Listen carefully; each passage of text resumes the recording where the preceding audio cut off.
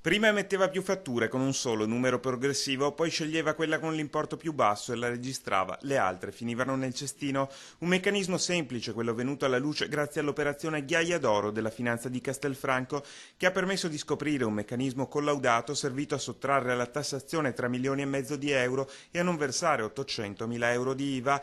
Tutto è partito da una denuncia per appropriazione indebita contro un imprenditore della Ghiaia che opera nella Castellana. Nell'indagine penale fuoriuscita, insomma, è emersa, è stata raccolta anche questa documentazione extracontabile, quindi di conseguenza è stata iniziata un'attività ispettiva di carattere tributario.